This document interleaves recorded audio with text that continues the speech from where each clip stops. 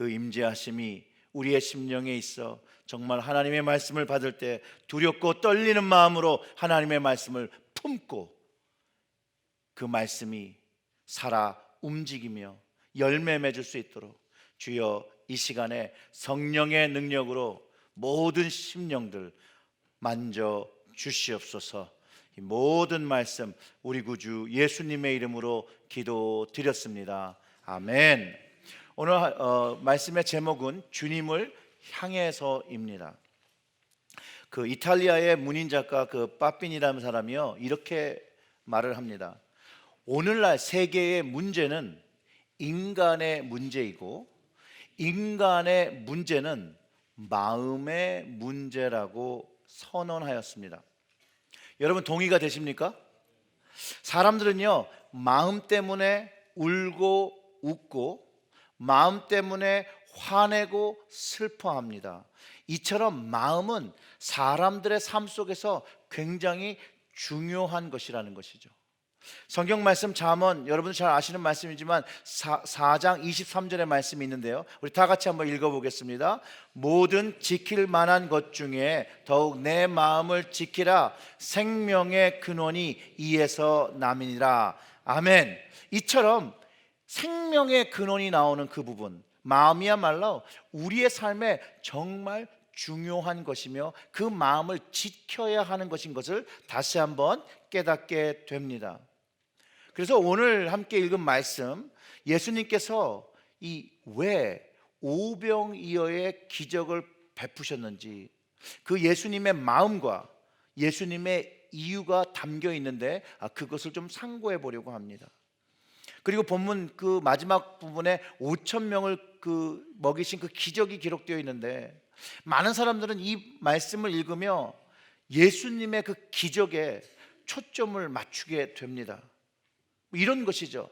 야, 어떻게 5천 명이 물고기 2마리, 떡 5개로 먹을 수 있을까? 근데 그것뿐만 아니라 그것이 남아서 12바구니가 남을 수 있을까? 라고 하면서 놀라워한다는 거죠. 여러분 맞습니까? 아니에요? 5천 명을 먹이신 사건이 안 놀라워요? 놀랍잖아요. 주님이 베푸신 이 기적은 놀라운 것이고요, 이 주님께서 메시아임을 나타내는 증표입니다. 그런데 오늘은 이 주님께서 이 기적을 베푸신 이유와 그 마음에 초점을 두고 오늘의 말씀을 좀 묵상하기를 원합니다. 왜냐하면 그것을 이해할 때 나를 향한 주님의 마음이 무엇인지를 잘 깨달을 수 있기 때문입니다. 주님의 마음을 이해하기 시작하잖아요. 그러면 우리는 주님을 향해서 나갑니다. 주님의 마음을 알 때 주님을 향해 가게 된다는 거예요. 오늘 본문에 예수님께서 5천 명을 5개의 빵과 2마리의 물고기로 먹이셨다, 그분의 가르침이 아닙니다. 물론 기적은 예수님께서 하나님의 아들이심을 나타내죠. 근데 오늘 본문을 자세히 보면 주님께서 자기 자신을 하나님의 아들인 것을 드러내기 위해서 기적을 베푸신 것이 아니라 다른 곳에 이유가 있음을 알게 됩니다. 기적을 통해서 주님을 찬양하는 것이 잘못됐다라고 하는 것이 아닙니다. 저도 그 기적을 일으키신 주님을 찬양하고 그분께 영광을 돌립니다. 그리고 이것은 주님밖에는 할 수 없음을 고백합니다. 오늘 본문으로 돌아가서 보면 30절과 31절의 말씀을 우리 함께 읽어보겠습니다. 사도들이 예수께서 모여 자기들이 행한 것과 가르친 것을 낱낱이 고하니 이르되 너희는 따로 한적한 곳에 가서 잠깐 쉬어라 하시니 이는 오고 가는 사람이 많아 음식 먹을 겨를도 없음이라. 예수님이 보내신 일을 잘 감당하고 제자들이 돌아옵니다. 그 일을 보고했습니다. 그리고 주님이 쉬게 하고 싶어 하는데 예수님 주변에는 사람들이 너무 많아서 이 제자들이 쉴 수가 없는 거예요. 식사할 수 있는 시간도 없었다고 성경이 기록하고 있습니다. 즉 주님을 쫓는 제자들 밥 먹을 시간도 없이 열심히 주님을 섬기고 주님께 나온 사람을 섬기고 도운 것을 우리는 말씀을 통해서 알 수 있습니다. 주님도 그런 제자를 딱히 여기셨는지 예수님은 제자들에게 배를 타고 한적한 곳으로 옮기시려고 했다라고 성경이 기록하고 있다는 것이에요. 사랑하는 성도 여러분, 이것이 주님의 마음입니다. 주님을 위해서 찾아온 사람들을 위하여 최선을 다하여 섬겨주시는 마음, 식사하지 않고 또 주님을 위해 또 하나님을 위해 열심히 일하는 제자들의 마음과 그 고충을 이해하시는 또 주님의 마음이 여기에 담겨 있습니다. 그래서 그 주님의 사역을 열심히 하던 제자들을 쉬게 하기 위해서 배를 타시고 한적한 곳으로 움직이셨다는 거예요. 사랑하는 성도 여러분, 우리가 주님의 일을 하며 교회 일을 열심히 했을 때 어쩔 때는 피곤할 때도 있고 힘들 때도 있고 짜증날 때도 있고 화날 때도 있습니다. 그러나 여러분, 여러분의 마음과 우리의 마음을 주님께서 아신다는 거예요. 그 주님의 마음을 여러분 경험하시기를 주님의 이름으로 축원합니다. 다른 사람은 몰라도 주님만은 아신다라는 거예요. 담임 목사는 몰라도 주님은 아신다라는 거예요. 우리의 마음, 나의 마음을 헤아려 주시는 그 주님, 그 주님을 알면 알수록 우리의 방향은 주님께로 더 나가게 되는 것입니다. 맞습니까, 여러분? 나를 이해하시고 돌보시는 그 주님의 마음을 알게 되면 우리는 기도를 통하여 주님께로 더 나아갑니다. 주님의 그 나를 향하신 마음을 내가 경험하면 우리는 말씀으로 나아갑니다. 제자들처럼 주님께서 맡겨주신 일을 하다가 돌아와 그 한 일을 주님께 말씀드리듯이 우리도 우리의 마음을 잘 이해하시는 그 주님께 나와 그분을 바라보고 그분께 이야기하며 그분의 말씀을 들으며 그 주님의 마음을 우리의 마음속에 가득 채우게 된다는 것입니다. 그것을 통해서 우리는 쉼을 얻는다는 것이죠. 여러분, 이것은 결과가 아닙니다. 이것은 과정을 이야기하고 있습니다. 우리의 신앙의 생활 과정 속에 주님의 마음과 우리의 마음이 함께 있고 함께 동행하는 것입니다. 이것을 통해서 우리가 알 수 있는 그 확신이 뭐냐면 여러분들은 혼자가 아니라는 거예요. 여러분 스스로가 내가 혼자 있다고 생각할지라도 주님은 함께 계시다라는 것이에요. 주님이 늘 함께 그 우리의 마음을 이해하시고 우리의 상황을 아시고 주님께서 손 내밀고 계신데 우리가 그 주님을 바라보지 않으면 주님이 그러고 계신지를 알 수가 없다라는 것이죠. D.L. 무디가요 설교 중에 성도들에게 컵을 이렇게 딱 들면서 말했습니다. 이 컵 안에 담긴 공기가 가득 차여 있는데 이 컵 안에 있는 공기를 어떻게 하면 다 뽑아낼 수 있을까요? 라고 묻자 무디는 사람들에게 이제 질문을 하고 이렇게 답을 얻으면서 설교를 했다고 해요. 그랬더니 이런 제안들을 하기 시작했습니다. 그 컵의 뚜껑을 닫고 이 공기 펌프로 뽑아내면 되지요 라고 얘기했더니 무디가 컵은 진공 상태가 되면 깨지게 되니까 그거로 문제를 해결할 수 없다라고 합니다. 사람들이 이런저런 그 방법들을 제안했죠. 그러다가 그 답을 어떻게 가르쳐줬냐면 주전자의 물을 가지고 와서 컵에다가 붓습니다. 물이 참으로 인해서 그 공기가 다 사라지게 되는 것을 보여주었습니다. 그러면서 이렇게 얘기하는 것이에요. 우리의 헛되고 공허한 마음은 그 무엇으로도 제거할 수가 없습니다. 오직 예수 그리스도의 마음, 우리에게 상수 되시는 그 주님, 그 성령의 충만함으로 채울 때만 가능하다라고 이야기했습니다. 파스칼은 인간의 마음에는 절대 공간, 근데 그 공간이 있는데 그것은 어떠한 것으로 채워지지 않고 오직 그 창조자이신 절대자이신 하나님만으로 채워진다라고 이야기했습니다. 즉 우리의 마음은요 주님의 마음으로 채워진다는 것이에요.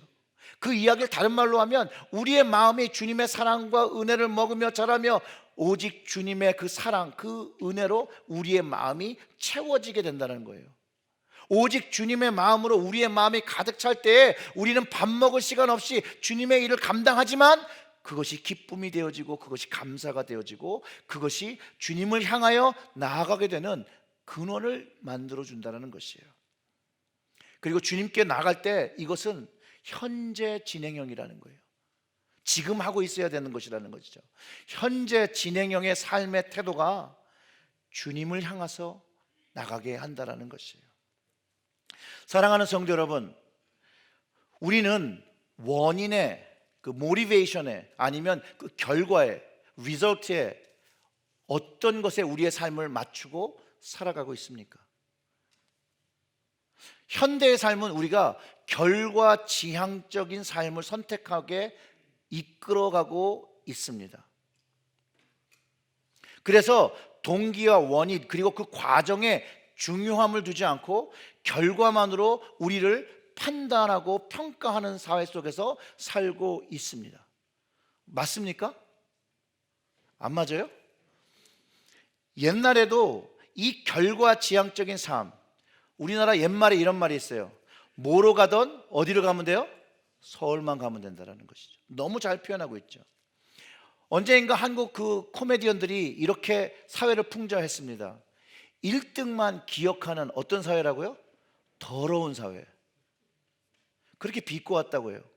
저만 해도요, 제 분위기는 인류대학을 지향하는 사회 속에서 자라났습니다. 그래서 고등학교 과정 중에 체육, 음악, 교련 시간이 있었는데 표면상으로만 있었고 그 시간을 자율학습이나 보충학습을 하며 입시 공부를 준비하던 시대에 살았습니다. 세상은 점점 더 이것에 몰입하게 되고요, 결과지향적 삶을 사는 사람들의 모습이고 이것이 교회 안에서도 영향력을 미쳤다라는 거예요. 그래서 현대에 들면서 대형 교회를 지향하는 모습, 즉 결과지향적인 사역을 하면서 사실은 영적인 영향력을 잃어버렸다고 합니다. 이전에 작은 교회가 가졌던 그 영적 영향력, 사람의 수는 많아졌고 교회의 모습은 커졌지만 그 영적인 영향력은 잃어버리고 있다는 거예요. 한국 교회는 실제로 그 크기를 크게 만들었습니다. 근데 그 안에 복음의 능력 또한 사람들로부터의 신뢰도 잃어버렸습니다. 사랑하는 성도 여러분, 우리는 어떤 삶을 지향하고 있습니까? 결과 지향적 중심으로 살고 있습니까? 아니면 원인이나 그 모티베이션이나 그 과정을 지향하는 삶을 살고 있습니까? 저는 개인적으로 크리스천들은 이 과정 지향적 삶을 살아야 된다고 믿습니다. 현재 우리가 살고 있는 과정이 중요한 것이라는 것이죠. 왜냐하면 여러분, 시작이 선하였다고 해서 결과가 늘 선한 것으로 끝나지 않습니다. 또 시작이 비록 악하게 시작되었다고 해서 그 결과가 악으로 끝난다라고 말하고 있지 않습니다. 사실 예수 그리스도 안에서의 신앙의 삶은 실제로 악으로 시작되었지만 선의 승리로 끝나는 것을 말하고 있습니다. 바로 이것이 신앙의 여정입니다. 즉 신앙의 여정은 시작과 끝만 있는 것이 아니라 사실상 그 과정이 더 많은 부분을 차지하고 있다는 것입니다. 사실상 원인과 그 과정을 지향하는 삶을 사는 사람들은요, 결과에 그렇게 큰 비중을 두지 않습니다. 왜냐하면 어떻게 시간을 보내고 왜 그것을 선택하여 하고 있는지가 더 중요하기 때문에 어떠한 결과를 가지더라도 내가 그 인생을, 그 과정을 살아가며 최선을 다했다면 후회 없는 삶을 살았다라고 결정하게 되는 것이거든요. 좀 질문이 이상할 수 있지만 여러분 한번 들어보세요. 여러분, 신앙의 전부가 예수님을 만나는 것입니까? 신앙의 전부가 예수님을 만나는 것에만 있습니까, 여러분? 그럼 예수님만 만나면 다 된 겁니까? 주님을 만났지만 여전히 죄인의 모습과 악을 버리지 못한다면 정말 주님을 진실로 쫓는 사람인가 우리가 질문해 보아야 한다는 거예요. 그런데 성경의 말씀을 잘 묵상해 보면 주님을 실제로 만났다고 해서 모든 사람이 주님을 믿은 것도 아니고요, 모든 사람이 주님을 쫓은 것도 아닙니다. 사랑하는 성도 여러분, 예수님께서 이런 말을 하셨는데요, 좁은 길을 걸으라고 말씀하셨습니다. 왜 예수님이 좁은 길을 걸으라고 하셨는지를 여러분 꼭 이해하기를 주님의 이름으로 축원합니다. 기적을 체험하는 것이 신앙입니까? 신앙의 전부가 기적을 체험하는 것입니까? 맞는 것 같기도 하지만 맞지 않는 이야기도 맞습니다. 왜냐하면 요한복음에 예수님을 만나고 병고침을 받는 기적을 체험한 사람들이요, 성전에 가서 감사 기도를 한 뒤에 주님께로 돌아온 사람은 10명 중에 몇 명이요? 1명. 주님을 만나기도 했고 주님의 기적도 체험했지만 9명은 주님께로 돌아오지 않았습니다. 물론 신앙은 예수님을 만남으로 시작합니다. 신앙은 기적도 체험하게 되는 것입니다. 그러나 진정한 신앙의 삶은 그 기적을 베푸신 예수님을 만나고 그분을 쫓아 살아가며 그 하나님의 뜻을 배워 그분의 마음을 알고 그분의 마음과 그 삶을 닮아가는 과정이 바로 신앙의 여정입니다. 과거에 예수님을 만나고 신앙생활 열심히 했던 거 과거입니다. 현재의 그 모습이 없더라면 그저 과거에 있었던 일을 회상하는 정도라는 것이죠. 만약 내가 그런 마음을 갖고 있다면 스스로 질문해야 합니다. 나는 지금 현재 주님을 알고 주님을 만나며 그분을 쫓아 살고 있는가?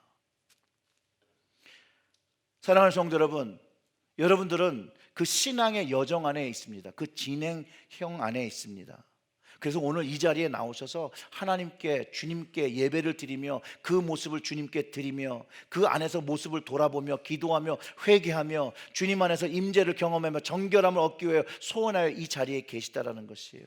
바로 이것이 과정지향적 삶을 사는 것입니다.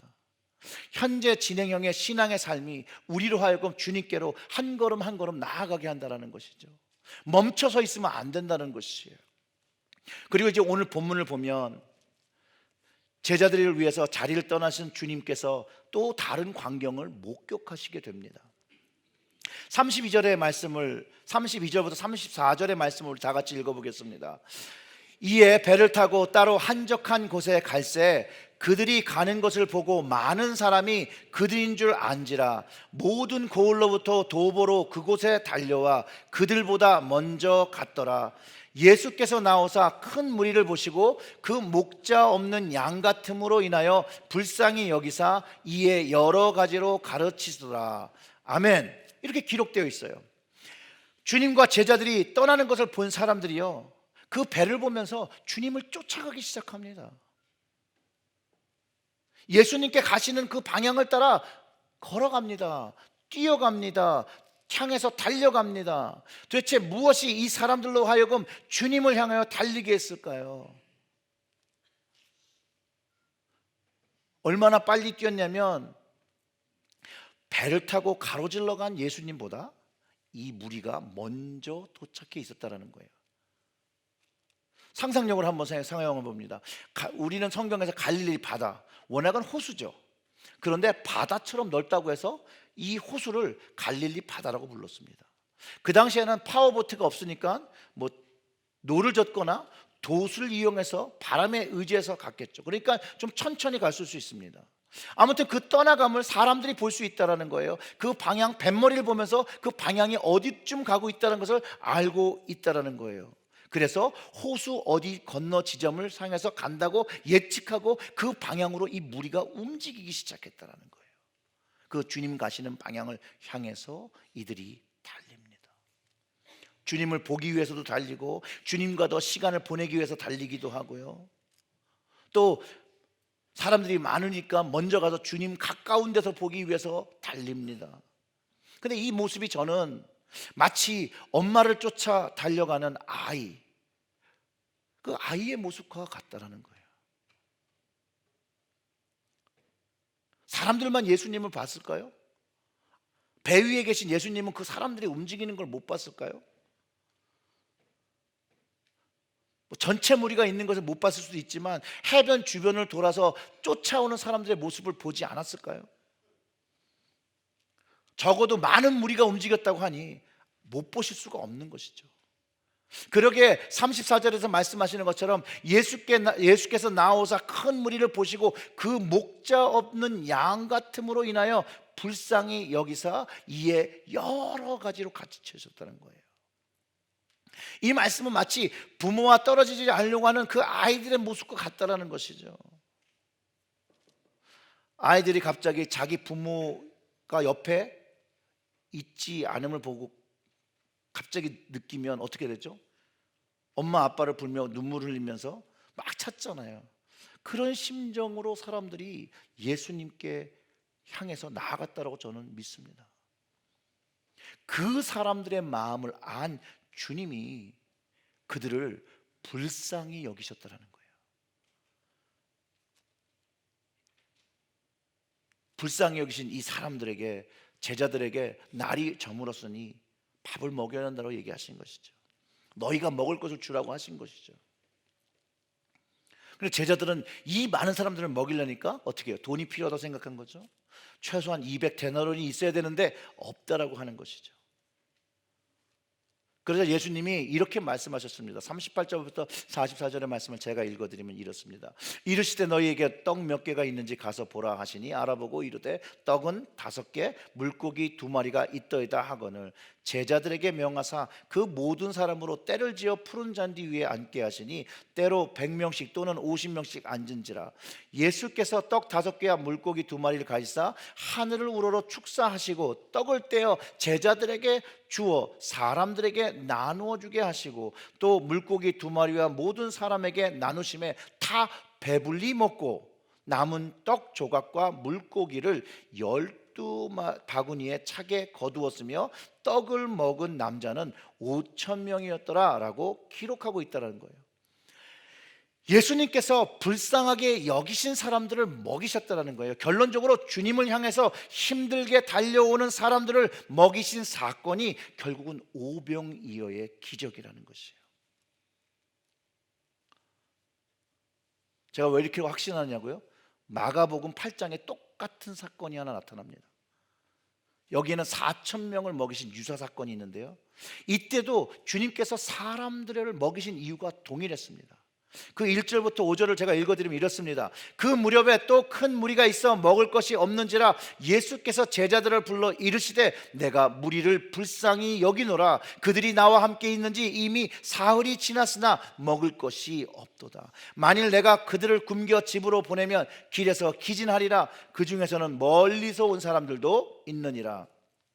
제자들이 대답하되 이 광야에서 어디서 떡을 얻어 이 사람들로 배부르게 할 수 있으리까?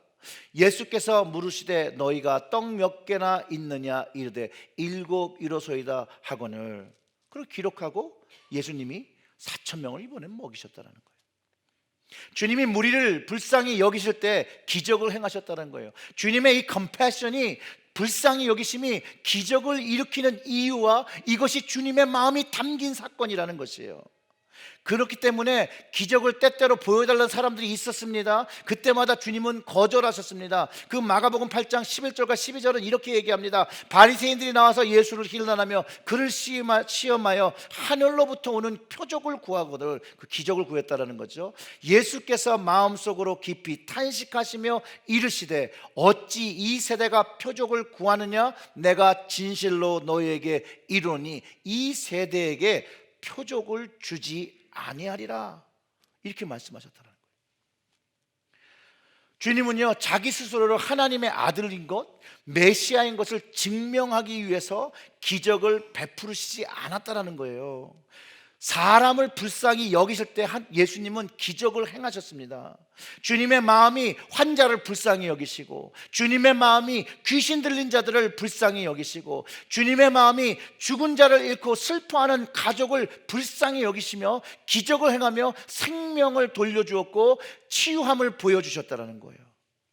그 동일한 예수님은요, 우리가, 여러분들이 마음 아파하고 걱정하고 괴로워할 때 우리를 혼자 두지 아니하시고 함께 하시고 우리를 긍휼히 여기시며 우리의 삶 속에 주님을 향한 그 마음들마다 역사하신다라는 거예요. 사랑하는 성도 여러분, 이 주님의 긍휼한 마음을 경험한 사람은 더욱더 주님을 향하여 달려갑니다. 옛날에 어떤 그 수도사가 아주 값진 보석을 발견했습니다. 그가 여행의 길을 가고 있었는데 갑자기 같이 동행하는 사람이 생겼어요. 그가 수도사에게 먹을 것이 있냐라고 물어볼 때 수도사가 자기의 가방을 열어서 이렇게 먹을 것이 있는가 봤는데 이 사람의 보석을 발견합니다. 그래서 이 사람은 그 보석 나를 줄 수 없느냐. 놀랍게도 그 수도사는요 보석을 그냥 그 사람에게 줍니다.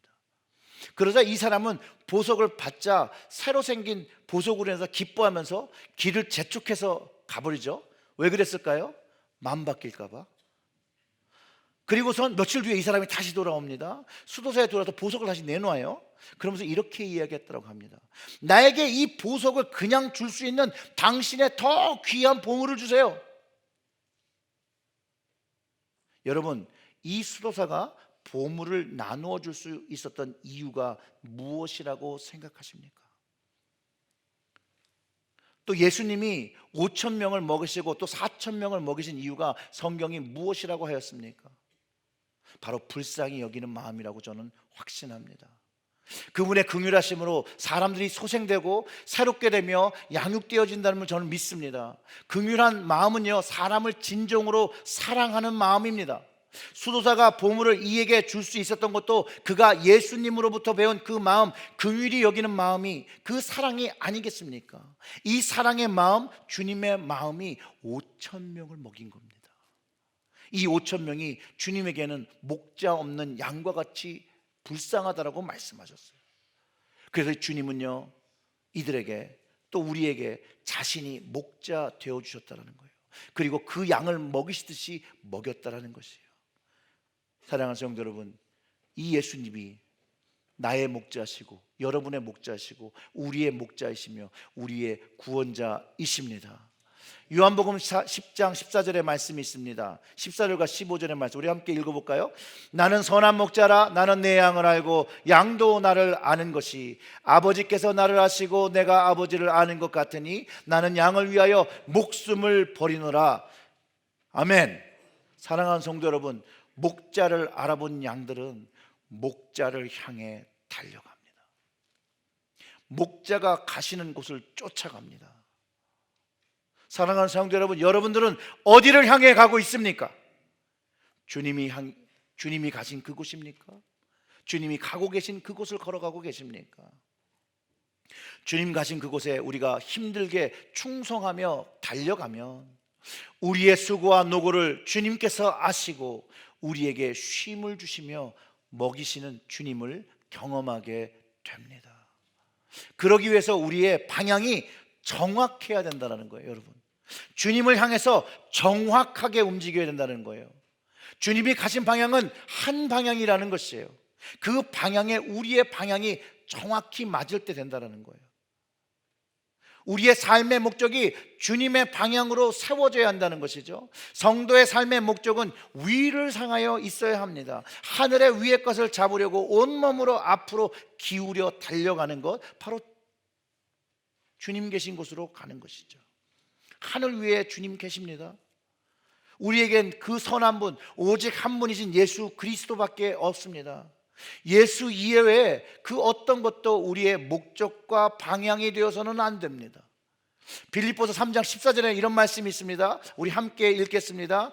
표대를 향하여 그리스도 예수 안에서 하나님이 위에서 부르신 부름의 상을 위하여 달려가노라. 아멘. 주님 계신 그곳으로 달려가면 부름의 상이 있고 그 부름의 상이 있음을 믿고 포기하지 마시고 달려가시기를 주님의 이름으로 축원합니다. 사랑하는 성도 여러분, 주님을 향해서입니다. 주님을 향해 달리시고 혹시 달리실 때, 걸어가실 때 옆에 사람이 멈추어 있거든, 주님께 너도 뛰어, 같이 뛰자 라고 말씀해 주시기를 주님의 이름으로 축원합니다. 또한 혹시 가시는 길에 혼자 1등 하려고 전력 질주하지 마시고, 혹시 가는 길에 주저앉으신 분이나 포기한 분 계시면 함께 뛰자고, 함께 걸어가자고, 그분을 권면하고 그분을 부축하고 그분의 손잡고 주님을 향하여, 예수님을 향하여 나아가시기를 주님의 이름으로 부탁드립니다. 왜냐하면 이것이 주님이 원하시는 것입니다. 예수님을 향하여 달릴 때는 혼자 1등 하는 게 아닙니다. 함께 가는 것입니다. 신앙의 믿음, 신앙의 승리와 믿음의 승리를 위하여 협력하는 우리의 모습을 보실 때 주님께서 긍휼한 마음을 가지고 우리를 먹이시고 입히시는 그 함께 하시는 능력을 경험할 줄 확신합니다. 이 주님과 오늘도 동행하시기를 주님의 이름으로 축원합니다. 기도하겠습니다. 주님, 주님을 향하여 걸어가는 저희들 될 수 있도록 주님의 그 사랑, 주님의 그 긍휼한 마음, 그 용서를 경험하게 하시고 오직 우리의 방향이 오늘 현재 주님을 향하여 걸어가는 모습 되게 하셔서 주님이 기뻐하시는 마음으로 저희와 함께 동행하실 수 있도록 주님, 저희들의 삶의 방향과 목적과 그 모든 것들을 붙잡아 주시옵소서. 하나님, 저희들은 마음이 약해요. 자꾸 혼자만의 일들을 감당하려고 할 때 주님, 성령으로 깨닫는 은혜를 허락하여 주셔서 주님께서 부르신 그 부르심의 상이 함께 가는 것, 같이 가는 것인 것을 하나님 깨달아 정말로 우리의 교회가 말씀 위에 세우는 교회 될 수 있도록 주여 깨닫는 은혜를, 또 순종하는 은혜를 허락하여 주시옵소서. 오늘도 다시 한번 주님의 그 사랑, 그 긍휼하심에 감사드리오며 이 모든 말씀 우리 구주 예수님의 이름으로 기도드렸습니다. 아멘.